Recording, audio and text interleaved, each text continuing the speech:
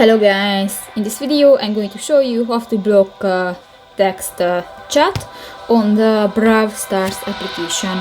But first of all, I just want to mention, please don't forget to subscribe to this channel, because at 100,000 subscribers we are going to show you our YouTube revenue statistics and growth strategy, how to make money online. So let's jump into it. First of all, open the application on your device. So that's the home screen and you can find different buttons.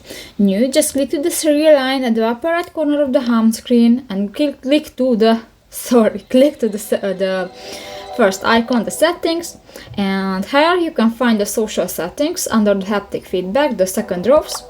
And here you can find the mute text chat at the lower side of the screen. Actually, I don't use that function, but if you want to mute, click the on button and click to the confirm option, and that's it. So that's pretty much it for this video, guys. See you in the next one. Bye bye.